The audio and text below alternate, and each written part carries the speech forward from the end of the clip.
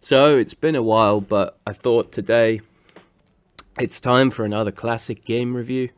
And this time I was going to go for my first ever review of a Mega Drive / Sega Genesis game. That is one that I enjoyed playing a lot as a child, and Mickey Mouse World of Illusion. And this is from the days when every other game was a good old-fashioned sprite-based side-scrolling platformer. And honestly, I think there is a bit of a gap for these games. I really enjoyed playing these games as a kid, and they're still pretty enjoyable now, to be honest.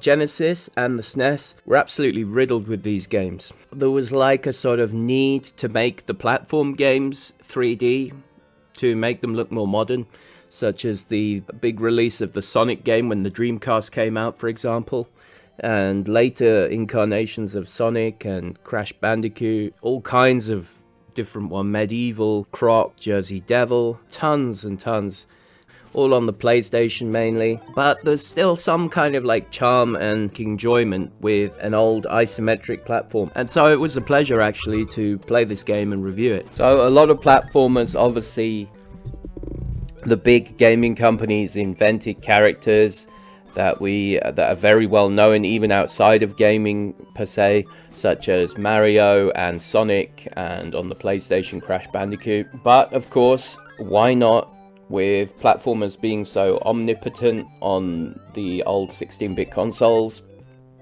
and actually frankly doing very well, like selling well, being very popular titles, why not just use an already established franchise?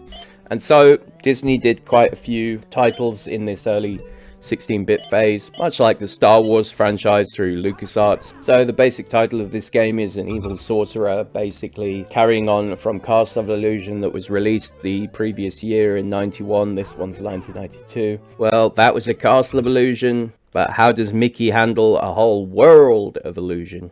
Essentially a can you beat the magician in his own diabolical kingdom. And so Mickey and Donald enter the magic box and are transported into a full world of themed illusion.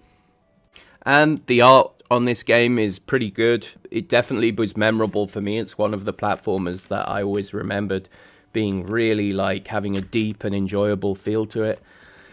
And the interactive environments and the artwork in the background are really cool and definitely remind you of a lot of childhood animated films and cartoons.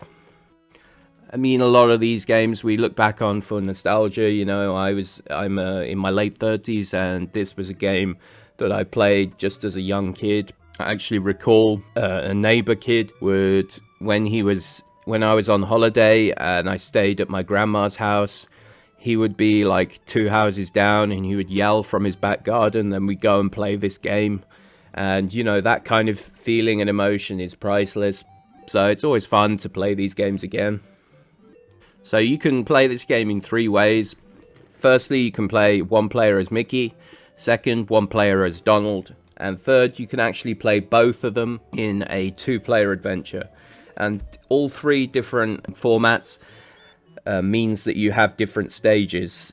Although some stages are the same, there's quite a few different ones thrown in, which gives the game replayability. I mean, if you say you play it on one player as Mickey, complete it, playing it again on one player as Donald, it's not all the same stuff. There are some unique stages. Okay, so if you were playing this back in the day as a kid and you don't have save states available to you, it's more of a challenge for a child anyway. I certainly found this game easier to play with all my experience playing games. There are passwords, so you can basically use the passwords to get to every single stage in the game, but chances are most kids didn't have access to these, and passwords are not given out when you beat a stage. So essentially, you either leave your console on overnight or you have to start this game every time from afresh. A bit like Sonic number 1 on the Genesis also. This certainly makes it a challenge. I remember when I was a kid, I think I got to the final level boss. I'm not sure if I ever beat him.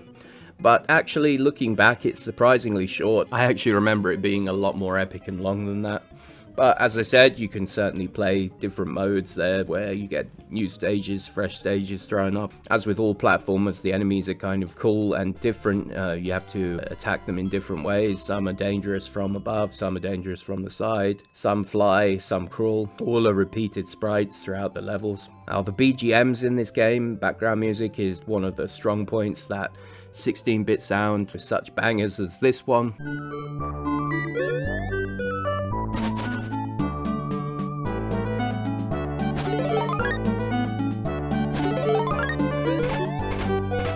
Honestly, any down points? I think, like, obviously the graphics and the sprites look very old now, but you have to remember it's a 30-year-old game, so the movement and collision detection isn't great on this game. That probably is one downside, I suppose. And Micky is comparatively slow compared to a lot of platformers.